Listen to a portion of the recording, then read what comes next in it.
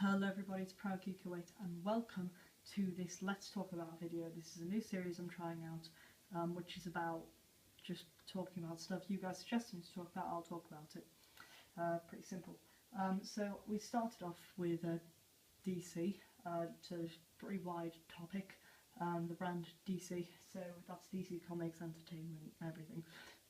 So first I'm going to show you all the DC stuff I have, then I'm going to show you then I'm going to sort of talk about my views on DC and answer some of your questions and read out some of your views. A couple of things which will not be mentioned here. All of my single issue comics are not going to be mentioned here because I don't really, the single issues just don't really belong there. I feel I've just got the graphic novels and stuff here, but the single issues are not there at the moment.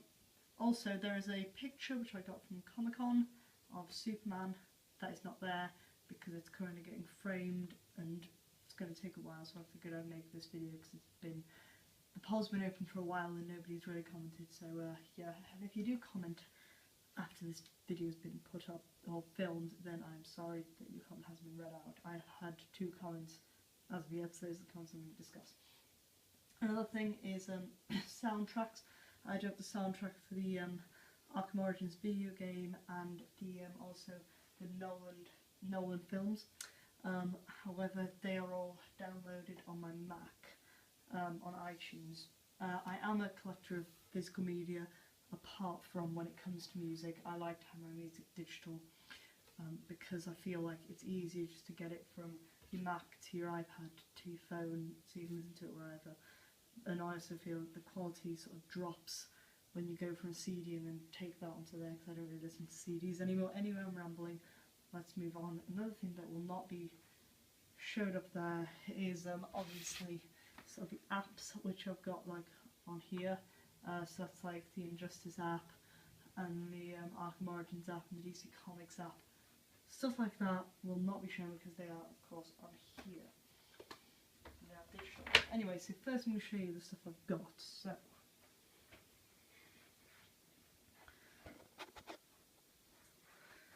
okay, we're going to just start off with this up here.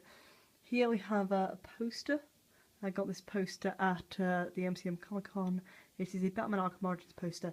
I got that because the game hadn't been out yet, and I was a sort of play a booth where you could play it, and you got a poster. So I got a poster. Clearly, that's why it's there. Let's just go to the DVDs and stuff. First, I've got the animated stuff. So we've got Superman Doomsday. I'm just going to give my quick opinion. I think all these films are great, by the way. I'm not going to do an in-depth review. If you want one, and just leave it in the comments below, and I'll do it for you. So we've got Superman Doomsday, amazing film, and it really is quite emotional. We have the Green Lantern First Flight. Over here we have Superman, Batman, Public Enemies, Batman Mask of the Phantasm. We have Superman, Batman, Armistice.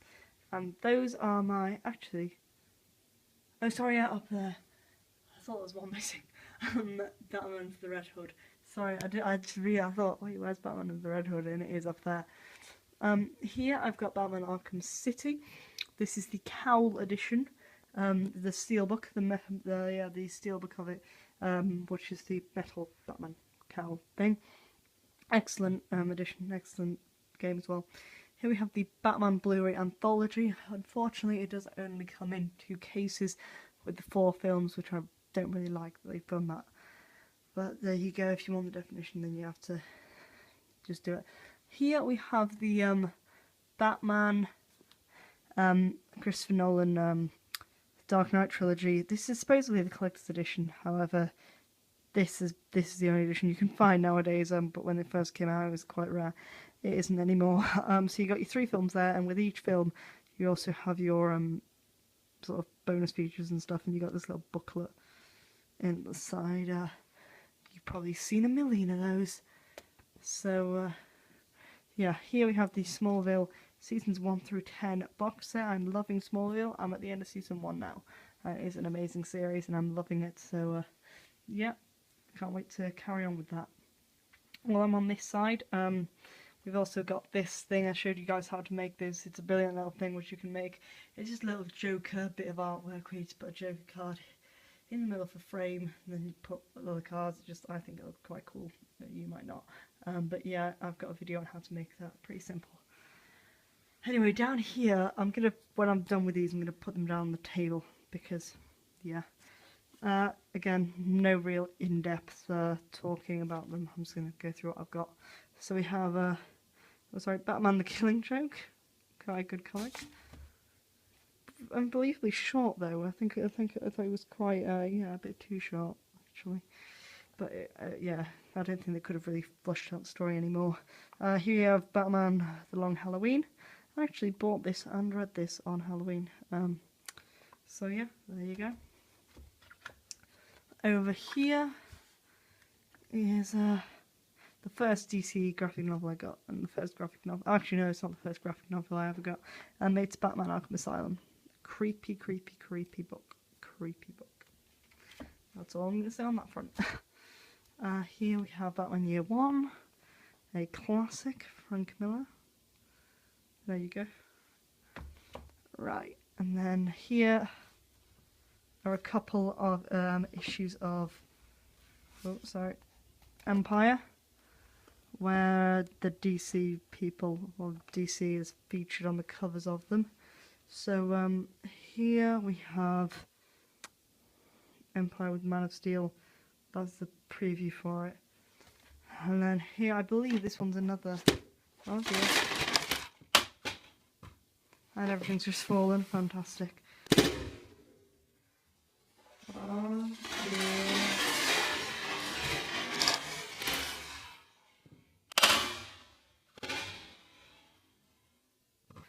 But yeah, here we have another Man of Steel thing there. Give me a second, I'll just fix everything. Hi guys, I'm back. Sorry, everything just fell down there. Don't know what happened there, but I've rearranged everything. But you learn from your mistakes, don't you? So there you go. But yeah, so now I'm going to talk about my views on DC and answer your questions and talk about what you said. The first thing I'm going to just say before I answer your questions is that I am a DC person, not a Marvel person. No offense, Marvel people, I just always prefer DC for the reason that it's sort of got a more gritty nature to it, and it's much more. It appeals to an audience of different age groups. So while Marvel, it does appeal to all age groups, but it sort of has it's a bit more child friendly. DC, as well as being child friendly, sort of leans more towards the sort of teen and young adult market, basically.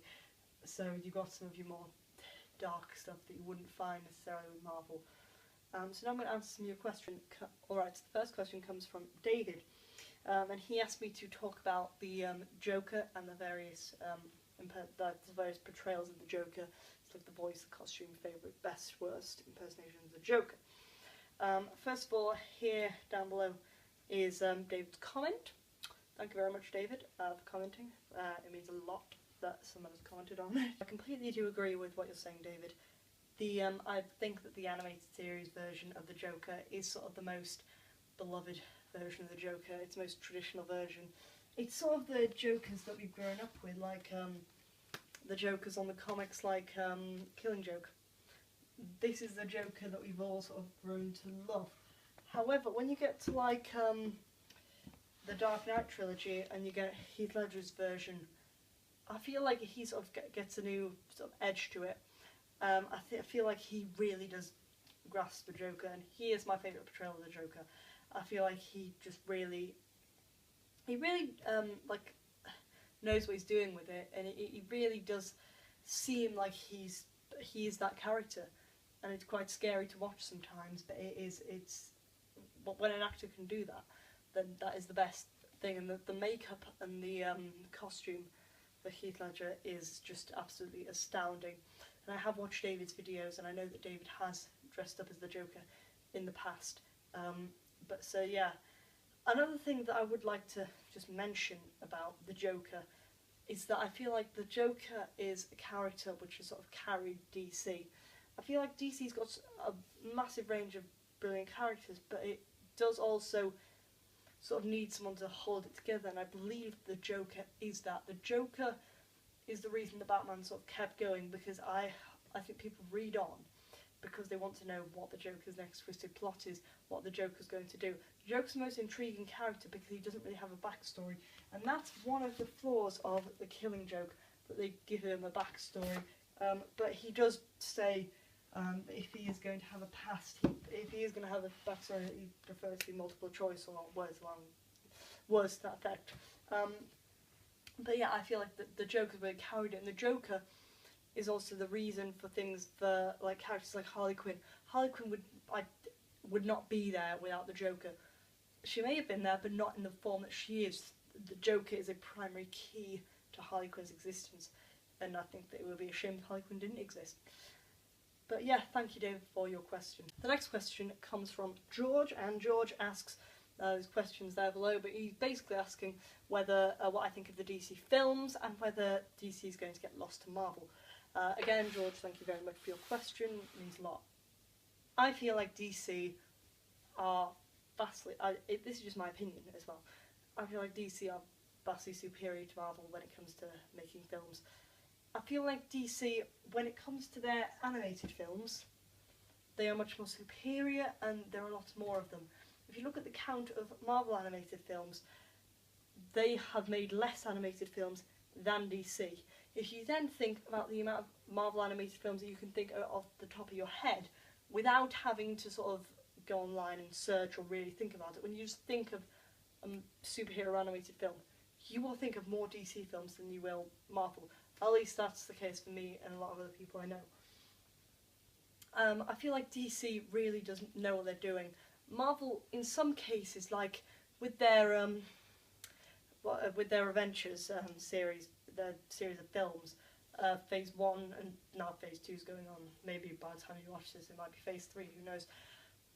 But that is sort of they've got all the characters in one sort of interlocking thing, the Avengers. And DC does have the Justice League, and I do think a Justice League movie with a live-action one does need to happen. However, the way that Marvel are doing it, for me at least, it sort of feels like they're trying to spit out loads of movies. And sometimes they're a hit, like Iron Man, sometimes not so much. DC, every film that they really put out, with some exceptions, I'm not saying DC is without faults, but I do think that DC does put out some very good films. The Nolan series, how can you really fault that? I don't think you can fault that. I must admit that Batman and Robin is pretty bad.